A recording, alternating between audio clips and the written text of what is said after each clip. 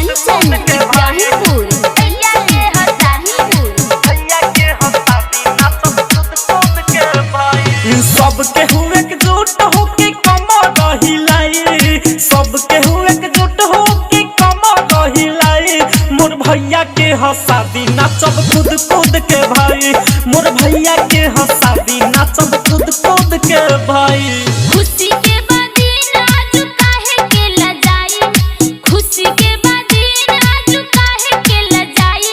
मोर भैया के हसादी नाचब झूम झूम के भाई, मोर भैया के हसादी नाचब झूम झूम के भाई। कंचन इब्राहिमपुर झूम झूम के भाईपुर भैया के हसादी भैया के हसादी नाचब खुद खुद के भाई। तनी देर ला बात नया झुके हुओ के सुनब, मिलल बारे मौका तो दिल खोल के झूमब रे भाई के सुनब। तनी देर ला बात न आज के हुओ के सुनब, मिलल बारे मौका त दिल खोल के झूमब। डीजे वाला भाई तनी बेस बढ़ाई, डीजे वाला भाई तनी बेस बढ़ाई। मोर भैया के हसादी नाचब झूम झूम के भाई, मोर भैया के हसादी नाचब खुद खुद के भाई।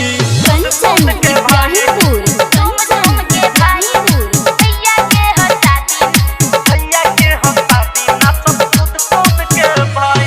राम बाबू दीपक अनिल संगे छोटका चाचा कमर रहिला के नाचतावे बड़ी अच्छा, नाचतावे बड़ी अच्छा।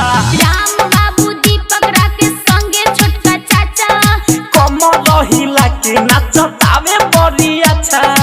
ओम पारा का सारा के गाना फिर बजाए, राधा रानी सिंह के गाना फिर बजाई। मोर भैया के हसादी नाचब खुद खुद के भाई। मोर भैया के हसादी नाचब झूम झूम के भाई। सबके हुए एकजुट होके कमर हिलाई, खुशी के बादीन आज काहे के लजाई।